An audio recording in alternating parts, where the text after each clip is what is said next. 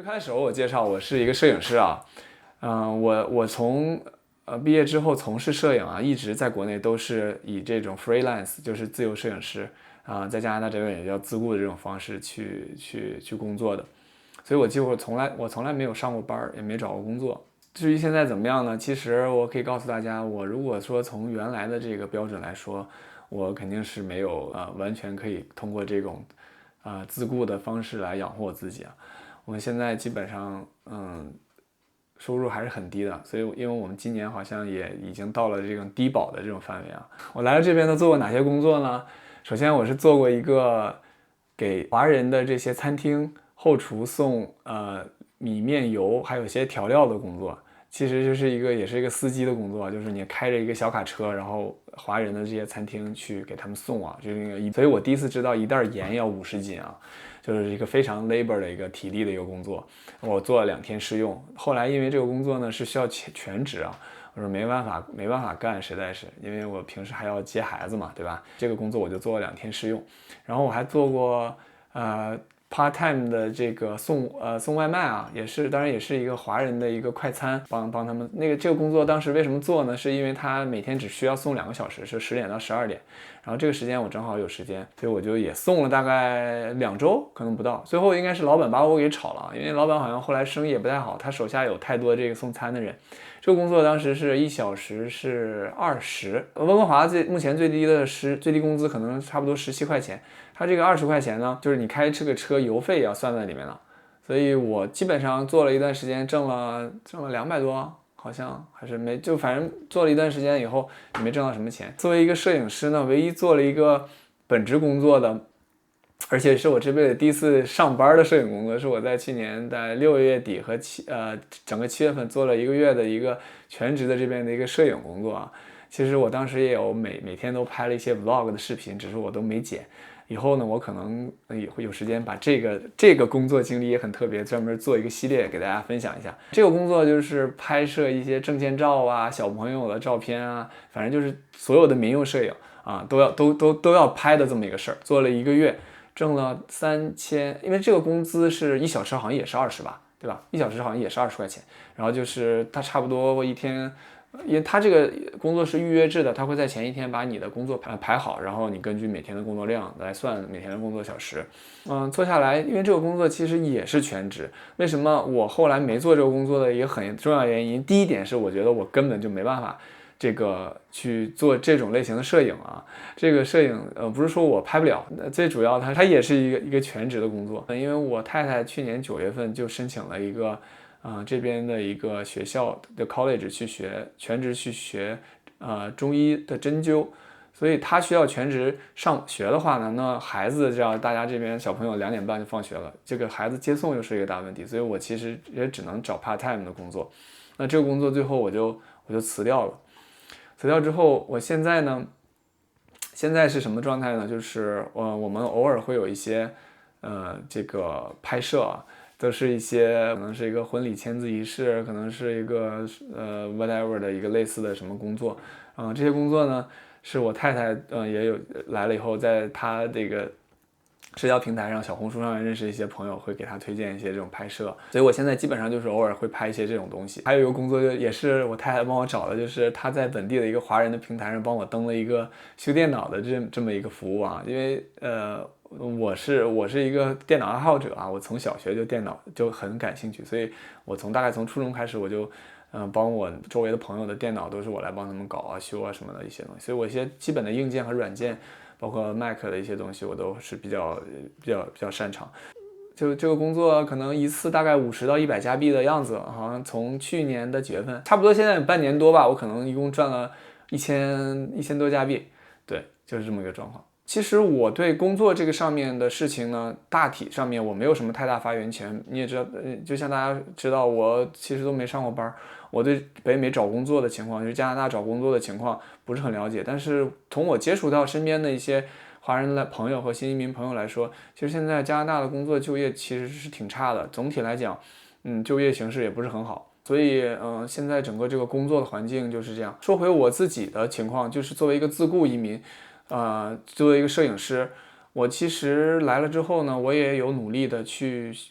了解这个当地的这些商业摄影的市场，包括我也Instagram 上关注了一些本地的一些摄影师，我还参加过一些他们的聚会，去认识和结交一些朋友，也包括去找他们喝咖啡，去就是 social 啊这种。怎么说呢？其实也认识了几个当地摄影师朋友，有些挺好的，会跟我说一些事儿。他说，其实，在温哥华这样一个城市啊，它的人口大概居民可能60万、70万，整个大温地区。它其实温哥华地区没有什么商业的大的商业的品牌的这种市场，所以就基本上，对商业拍摄来说也没有那么大的量。相较于多伦多和相较于美国的市场都是很小的。作为本地的一些商业摄影师，他们除了本地的一些品牌，他们很多时候是需要去接多伦多，或者包括他们会去美国去拍摄。对于我同样类型的摄影师来说，貌似这是一个很好的一个解决方案，也是他们在做的一个方案。对于我现在这种身份，我来到加拿大之后，基本上我等于是从头开始。虽然你有很多的拍摄经验，包括有很多好的品牌的合作的过往的一些 portfolio， 包括一些作品，但其实这些东西当你到了一个新的一个环境、新的一个社会的时候，其实你发现这些东西反而没有那么重要了。最近的很大的感受是，年轻的时候，你在刚出道的时候，你觉得你没有作品集，然后你很难。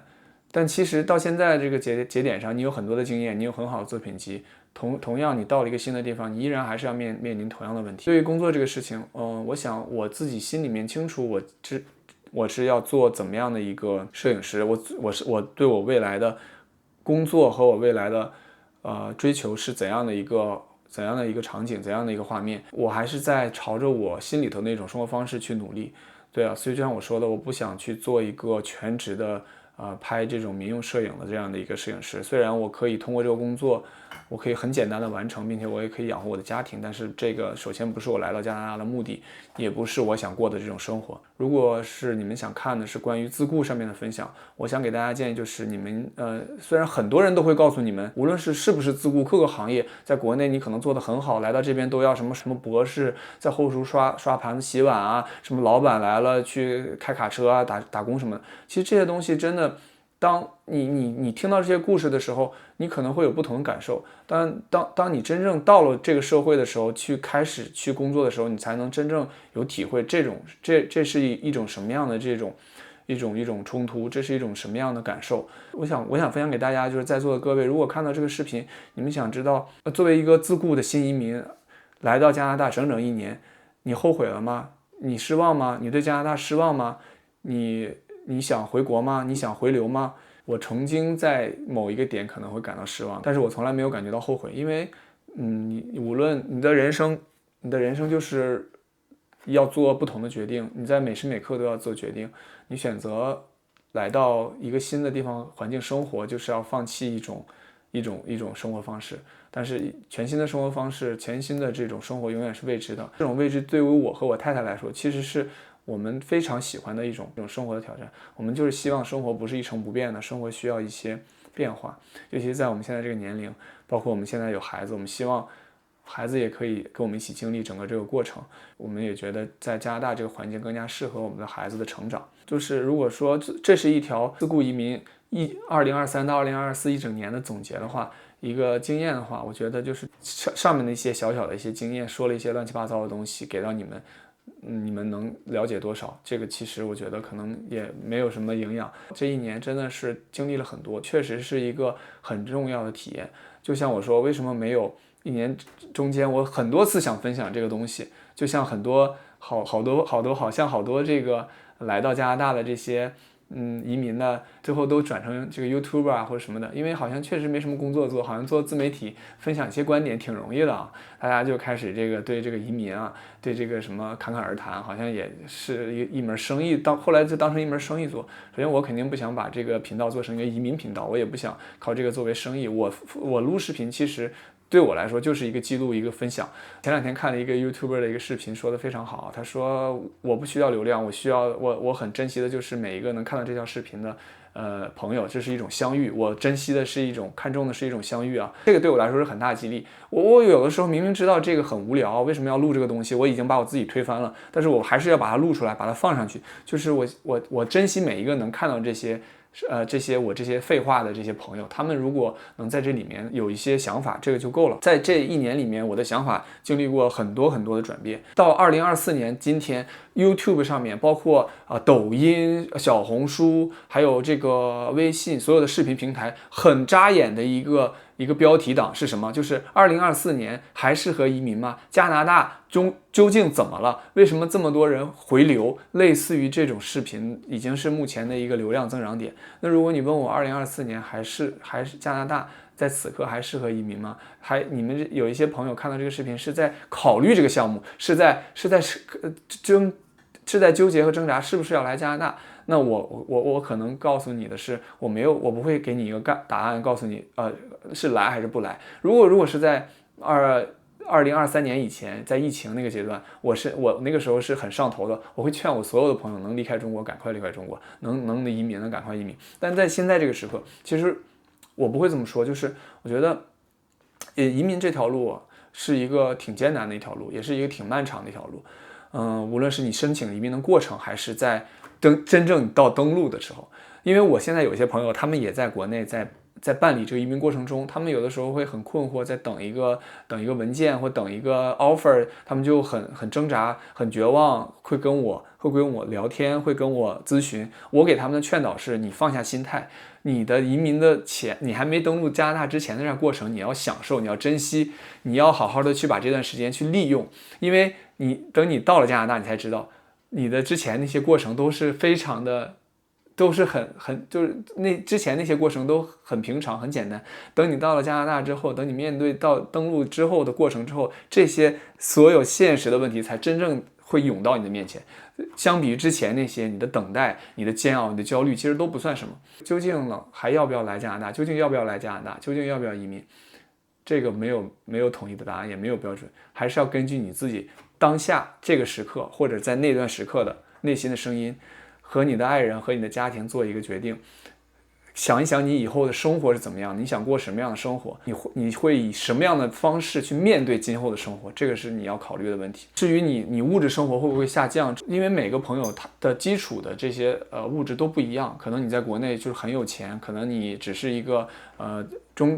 普通的中产，可能你也只是一个上班族。就是我觉得，因为每个人的基础条件是不一样的，所以在物质方面，每个人的追求也是不一样的。如果说非要从我的角度来讲，我觉得如果你是一个相对比较追求物质生活这种感觉的话，你来到加拿大，你的物质生活如果作为一个基础的，我们一般的普通的中产阶级，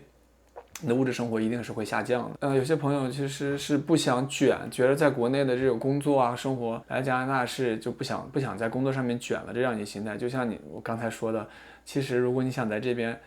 找到一个合适的工作，去稳定的工作，也是要感受另外一种某种层次上的卷，不存在完全意义上的这种不卷的这种生活方式。来加拿大，如果你还没有很多钱，想在加拿大躺平这种生活，那几乎也是不太可能的。从我的感受，真的是这边小朋友和退休的老人确实是最幸福的，这个地方真的是对他们太友好了。但是对于我们现在这个中年人来说啊，就是这个中年父母来说，其实真的还是压力挺大的。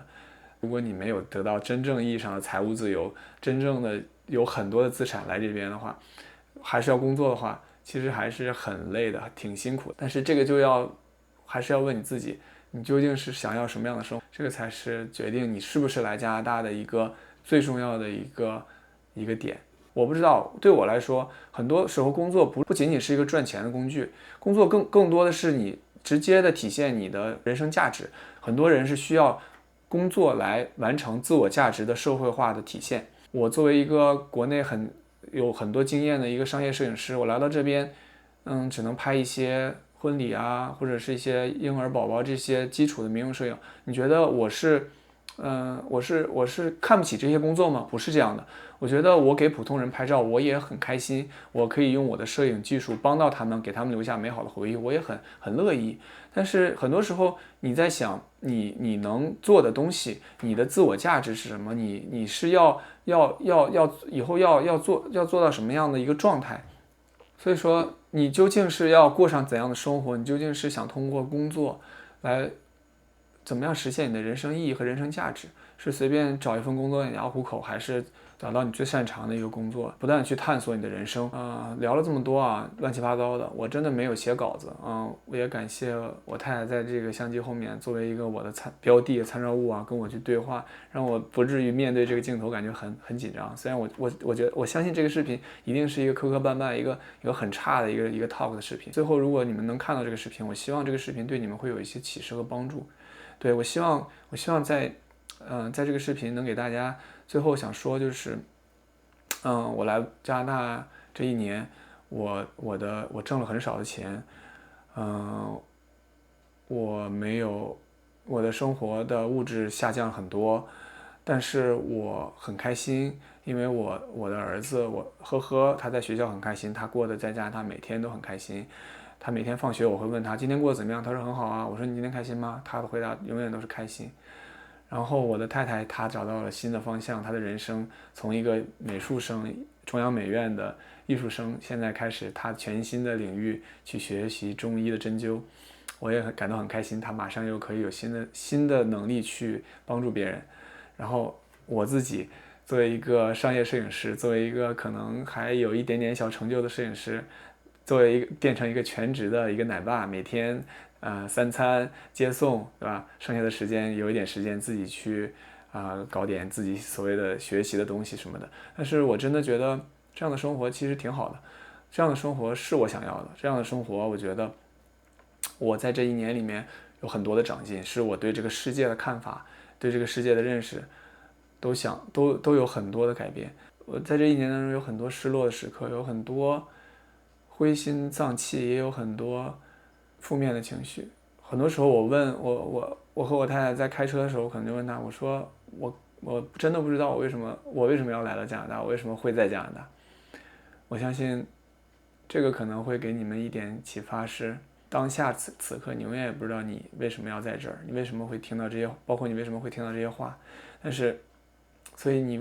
会不会选择来到加拿大，会不会选择移民，只要遵循你当下的决定，等你经历了这一切之后再回头看，你会发现一切都是那么完美，一切都是最好的安排。所以我希望大家都可以过好当下每一分每秒，珍惜眼前每一刻时刻，珍惜你身边所有的人。